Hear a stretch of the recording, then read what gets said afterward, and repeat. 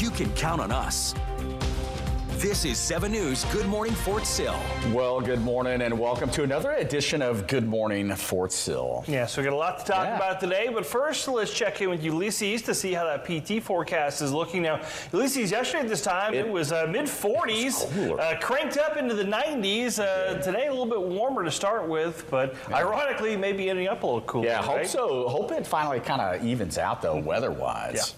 Yeah, guys, it's actually going to cool off today. We had that dry cold front push through. It is a milder start, and that's because of the fact that the winds are still coming down from the breezy weather that we had yesterday. 58 degrees. It is not raining out there. That's just a sensor issue at the airport, but it is 58 degrees at the airport, 9 miles an hour. So the winds are starting to slowly come down, and we'll see those temperatures still drop off a bit more before sunrise. 13 degrees warmer from this time yesterday to now. So like the guys were mentioning, 7:45 a.m. is at sunrise. And looking at your morning PT forecast, we'll see those temperatures continue to gradually descend, maybe around 50 degrees by the time we get towards 6, 7, and even 8 a.m. And then those temperatures start to warm up once again. But because of that front, we'll be definitely much cooler than yesterday. 42 degrees yesterday morning, 91 for the high. That's a 49-degree swing for those temperatures. That just tells you how dry the air was. Our Comanche Nation Entertainment Tower Camp Medicine Park Aquarium, we're dealing with clear skies, and today lots of sunshine. We're going to be warming things up already into the upper 60s by 11 a.m.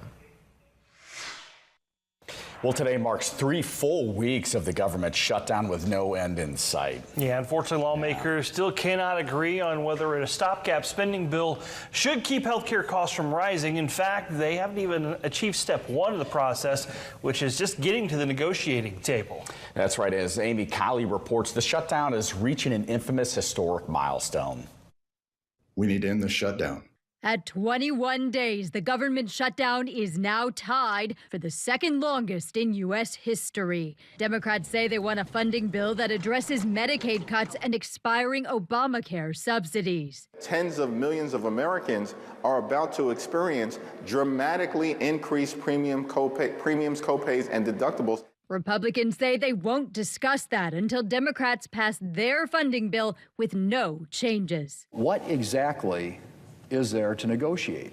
The shutdown ties 130 years ago when congressional Republicans gave up about half the Medicare cuts they wanted in return for a balanced budget. Newt Gingrich shut down the government in 1995 because he wanted Clinton to cut Medicare. Clinton wouldn't do it. We didn't let the fighting stop the negotiating. We also didn't let the negotiating stop the fighting. The longest shutdown ever remains the one during President Donald Trump's first term. It holds the record of 35 days after Democrats refused to pay for a border wall. Whatever it takes. I mean, we're going to have a wall. He didn't get it. And when air traffic controllers started not showing up to work, the Republicans buckled on that. Unions say this shutdown is hard on air traffic controllers, too. Pre-existing staff shortages have many working overtime, now without pay. You're allowing outside stress to work its way into the control room. I'm Amy Kiley reporting. Thanks, Amy. And talks between the White House and Russia appear to be stalling. President Trump previously announced that his advisors would be meeting with President Putin's advisors this week, but that meeting between Secretary of State Marco Rubio and his Russian counterpart have been tabled for no apparent reason. Sources familiar with the issue say that the Kremlin has not evolved its stance enough to reach an end to its war with Ukraine. It's not known if the delay will impact an anticipated summit between Trump and Putin in Budapest, Hungary next week. Well, a federal appeals court has cleared the way for the Trump administration to move forward with deploying the National Guard troops in Portland. The three-judge panel said that the administration is likely to succeed in its appeal of a lower court order that blocked the deployment. The president has cited protests outside Portland's Immigration and Customs Enforcement facility as justification for sending in troops. Oregon officials have pushed back against the deployment, saying the city has been unfairly portrayed as violent and unstable.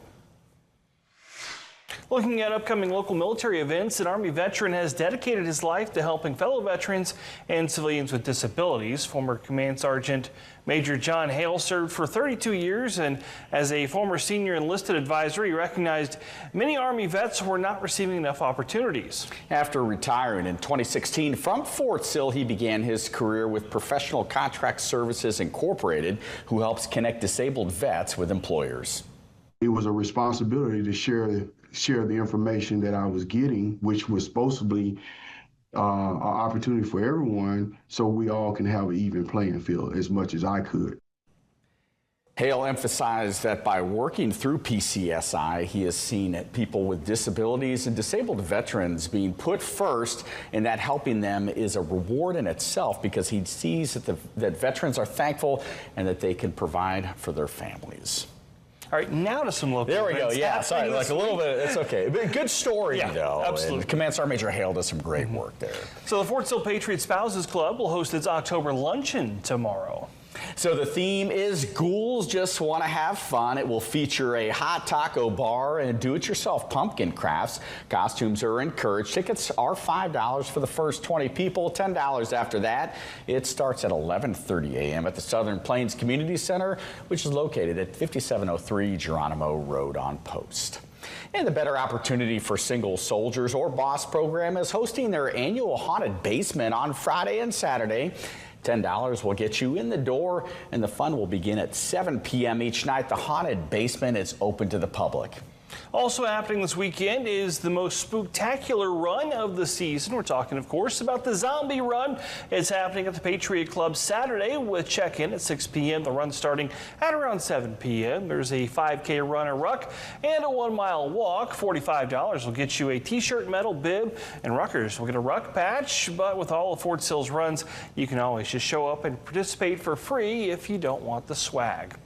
And Shepherd Air Force Base is inviting everyone to come out and enjoy a special evening with magician Mike Super at the Base Theater today. Doors will open up at 5:30 this evening with the show set to start at 6 p.m. Now, for more information, you can check out the 82nd Force Support Squadron's Facebook page. And if you missed tonight's show, don't worry, because Altus Air Force Base will be hosting their show tomorrow night at the Veterans Theater. Doors will open at 5:30 with the show set to begin at 6:30. And if you're looking for some sweet treats and good eats, Hangar 97 at Altus Air Force Base has just what you need. The Treats and Eats Festival will be taking place at lunchtime today at the dining facility. There will be a Halloween-themed menu, free samples, photos, games, and much more. For more information, you can contact the Altus FSS Facebook page. Well, DOW officials are looking at reducing the frequency of military moves at large installations across the country. Coming up on Good Morning Fort Sill, we'll take a look at some of the latest military announcements. Changes happen. With 7 News First Alert, you'll be ready. Every evening, a man charged in a deadly hit and run from 2023 has been sentenced. 7 News is working for you. There's another shakeup in the Lawton City Council as another member announces their resignation. Your first alert for what's next. That triple-digit heat that you saw in those 2 towns, that'll be throughout most of our areas we heading in next week. Uncovering breaking stories that impact Texoma. The Lawton Firefighters Association is raising awareness about critical staffing issues. 7 News, working for you every night at 10.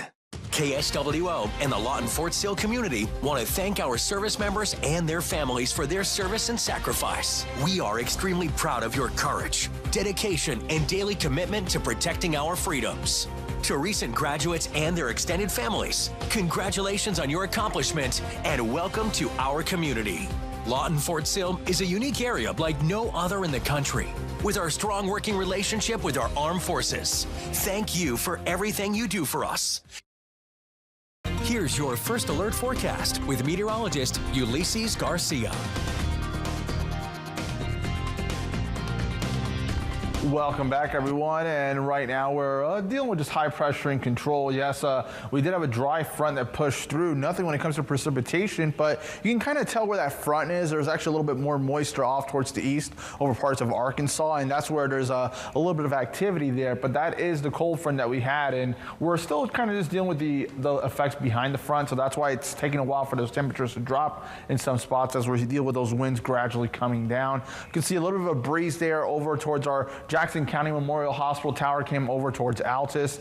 Temperatures currently, though, most areas already down into the 50s. Already 48 in Elk City, 49 in Hobart, 58 here in Lawton, 55 in Frederick, 56 in Kroll, 52 in Paducah, 61 in Jacksboro, 60 in Bowie. And the setup here, there's that front pushing through. It's already pretty much already cleared our area. It's over Dallas currently and already pushing as far north into parts of Chicago and into parts of Michigan. Now for us here, though, we're going to just deal once again, lots of sunshine today, mostly clear skies for tonight. As we make our way into tomorrow, we'll deal with some clouds rolling in throughout the day, but really late into the week is when we'll start dealing with some activity, some showers and thunderstorms arriving Thursday afternoon to Thursday evening. We'll deal with some scattered showers throughout the day on Friday and even into your Friday night. Rain chances still lingering a bit as we go into your Saturday, and then we'll just have some clouds around going into your Sunday. For your morning PT forecast at Fort Sill, we'll drop down to right around 50 as those winds continue to come down over the next few hours. And as we make our way throughout the day, we'll warm things up into those upper 70s. Really nice day, much lighter winds, mainly coming in out of the north at 0 to 10 miles an hour.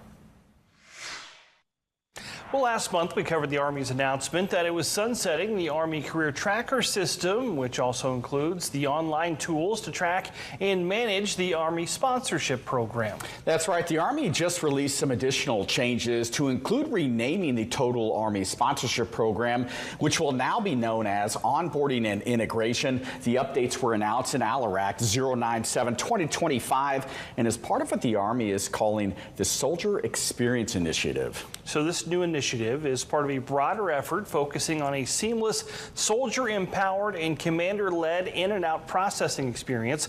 The ALAR Act provides interim guidance until a new Army directive is published. Now, for more information, you can view the new ALAR Act on the Army Publishing Directorate website at armypubs.army.mil. Well, a working group of U.S. Army NCOs is looking at whether soldiers with certain MOSs at larger installations should stay longer rather than moving every 2 to 3 years. It's part of a DOW-wide initiative to save money and add stability for troops and their families facing issues when they're uprooted frequently. So at a forum during the 2025 AUSA conference, senior Army leaders said the needs of soldiers in the Exceptional Family Member Program, dual military couples, and high school stabilization for children are among the factors complicating the issue. The Army is looking at time away from home, which includes temporary duty and schools, in addition to rotation length. So, Dan, obviously this is something you have experience with, having to spend some time away from your family. Does sound like the Army is looking at the whole assignment length process right now. So they are. I mean, this has been a discussion for a long time. I mean, I moved throughout my military career, especially on the officer side. Sometimes when you're doing professional military education, you're talking like 9 to 12 months, then a move, right? And then 2 to 3 years on average between moves. So it's hard for families in particular. And quite frankly, it costs the DOW some money too. Those moves each time, a PCS move, household goods, costs associated with that are paid to service members. So it'll be interesting to see what this ends up coming out with. I am on the side and the camp that believes that we should have longer assignments for stabilization and cost effectiveness. I think it's good for families too, right? Definitely. Got to have some stabilization there. Well, looking at today in military history, and on this day in 1797, the USS Constitution was launched in Boston Harbor. So this is pretty cool. According to the National Park Service, the USS Constitution is the oldest commissioned ship in the U.S. Navy. The Constitution is most well known for its efforts in the War of 1812, where its crew defeated 4 British warships during 3 separate engagements. It earned the nickname Old Ironsides because it appeared as if enemy cannonballs could not penetrate the ship. Constitution remains both a training and ceremonial ship for the Navy. Now, in fact, if you're ever in Massachusetts, you can tour Old Ironsides for free of charge, and you can visit the USS Constitution Museum. Both are part of the National Parks of Boston, which are unfortunately closed for now, at least due to the government shutdown. Well, new research shows military treatment facilities across the country have consistently failed to meet minimum surgical volume standards. We'll take a closer look at the alarming trend after this break. Changes happen. With 7 News First Alert, you'll be ready. every evening. A man charged in a deadly hit and run from 2023 has been sentenced. 7 News is working for you. There's another shakeup in the Lawton City Council as another member announces their resignation. Your first alert for what's next. That triple-digit heat that you saw in those 2 towns, that'll be throughout most of our areas we head into next week. Uncovering breaking stories that impact Texoma. The Lawton Firefighters Association is raising awareness about critical staffing issues. 7 News, working for you every night at 10. KSWO and the Lawton Fort Sill community want to thank our service members and their families for their service and sacrifice. We are extremely proud of your courage, dedication, and daily commitment to protecting our freedoms. To recent graduates and their extended families, congratulations on your accomplishment and welcome to our community. Lawton Fort Sill is a unique area like no other in the country, with our strong working relationship with our armed forces. Thank you for everything you do for us. Well, according to the nonprofit Leapfrog, new data suggests that for the past 2 years, military hospitals have not hit the minimum standard volume for certain open heart surgeries and lung and pancreas procedures. Investigative TV spoke with medical health professionals who say the lack of repetitions is putting patients' lives at risk. It's not war stories from the battlefields of Afghanistan or nightmares about fallen soldiers in Iraq. The haunting images that keep this veteran up at night come from what he witnessed somewhere unexpected: military hospitals right here at home. And you've seen cases, even if you didn't participate in them, where patients died as a result of misconduct or problems with providers? Yes. How do you react to that when it happens? Disbelief at first, shock, surprise. For decades, this Ivy League-educated surgeon turned whistleblower has witnessed dangerous shortcomings in military medicine, working in facilities across the country, where concealing his identity because he's still considered active duty. They achieve levels of absurdity, the things that happen in these military health centers for lack of attention, lack of funding, lack of highly skilled personnel, the high turnover rate, lack of equipment, lack of adequate training, lack of adequate volume. That last one, volume, our source says, is one of the military's biggest problems. It's an issue that puts patients nationwide at serious risk because research shows higher volume is tied to better surgical outcomes. So in order to perform at a really high level, particularly in the surgical world, it's about volume, how many times you repeatedly do a certain case. The military doesn't directly release information about volume, but we found it does voluntarily report some information to a nonprofit called Leapfrog that collects and reports hospital data we analyzed. We found not a single hospital, none of the dozens of military facilities included in Leapfrog's data for the last 2 years, hit the established minimum volume standard for 7 of the 10 complex surgeries measured by Leapfrog and other recognized experts. We're talking about everything from certain open heart surgeries to lung and pancreas procedures often used in cancer treatment. Only a handful of military hospitals report even doing these types of surgeries, and not in high numbers. Even with more common procedures like knee or hip replacements or bariatric weight loss surgeries, which are done by more military hospitals, still only a few hit the volume standard. If you're very, very low volume, it's like you're on that really steep acceleration. Your risk of harm is very, very high. Dr. Peter Pronovost with University Hospitals in Cleveland is one of the nation's leading healthcare quality experts. He says the stats on surgical volume raise alarms. Working on a high-risk procedures, doing 1 or 2 a year is not going to get excellence. But some of the most prestigious military hospitals across the nation are rarely doing certain high-risk complex procedures. The Leapfrog data we examined shows Walter Reed, considered the gold standard in military healthcare, has done just 15 open aortic heart surgeries since the start of 2023. The minimum standard is 10 per year. The facility has also done less than 20 lung resections in the last 3 years. To hit the standard, they'd have to do 6 times that many. We repeatedly contacted the DHA, 5 specific military hospitals, and even the Secretary of Defense himself. None would do interviews or answer questions sent by our team. I think you're on a righteous path, and I think it's meritorious, and I think you should continue.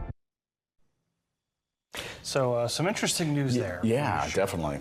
Well, bad news for fans of the Air Force Thunderbirds. Leaders at Keesler Air Force Base in Mississippi have canceled this year's Thunder Over the Sound air show due to the government shutdown. Military officials say that the funding lapse prevents Keesler Air Force Base from executing the contract safety requirements and logistical support that's needed to host the event. This was not an easy decision, but it is the responsible one. We are making this call early to prevent unrecoverable costs and to give our community time to adjust. To our Gulf Coast partners, thank you for your patience, your understanding, and your continued support of Keesler Air Force Base. Base leaders say that they look forward to bringing Thunder Over the Sound back to the Gulf Coast in 2027. Well, the remains of a U.S. Navy pilot have returned home after more than 80 years after he was killed in action. Ensign Howard Holdings' family was able to lay him to rest with full military honors after DNA testing confirmed Holdings' identity over the summer. It was all thanks to the work of the Missing Aircrew Project, a group dedicated to finding World War II airmen who never made it home. Holdings' return gives his family some long-awaited closure. I could not stop thinking of my mother or my grandmother all day on Wednesday, and I'm thinking of them still today. 81 years after Howard's loss, he is finally home. It is a profound reminder of the cost of war and the importance of never forgetting those who gave their lives. Thank you for your sacrifice as well. On behalf of the Navy, thank you. Here's your First Alert forecast with meteorologist Ulysses Garcia. Good morning and happy Tuesday. And right now we are overall enjoying clear skies here across Texoma. This is over our Chickasha Chamber of Commerce Tower Cam. And really we're just getting reinforcement of some of that cooler air that we had on Sunday, kind of just pushing through the region with a dry cold front that pushed through this evening now during the evening hours. Even though we are still seeing those temperatures dropping, already 55 degrees are just updated right now in Lawton, 53 in Frederick, 49 in Hobart, 49 Childress, 57 in Vernon, 61 in Jacksboro, 60 in Bowie. There's that front already pushing through the Dallas area. A little bit of showers just ahead of the front though over parts of Arkansas, but really just high pressure in control behind it. And that's pretty much what's going to be the name of the game throughout the day and even making your way into tomorrow. Sunshine today, few clouds tonight, so we'll go mostly clear. Tomorrow we'll start dealing with a gradual increase in cloud cover, but for the most part we'll keep it mostly sunny to even partly cloudy as we go throughout your Wednesday. Really later in the week is when things kind of begin to unravel. We'll start introducing some showers as we make our way into your Thursday, more so Thursday night into your Friday night, and then rain chances still lingering a bit into your Saturday. Your morning PT forecast at Fort Sill hovering right around 50 degrees by daybreak. For today, we'll warm things up to 77 degrees, seasonably mild north wind at 0 to 10. For tonight, we'll drop down to right around 45 degrees. A chilly night ahead across the area. And as we look at the next 7 days, we'll be in the 70s and 80s, but definitely a bit more unsettled late into the week. Well, thanks for watching Good Morning Fort Sill. Check that 7 News app today for updates and for breaking news.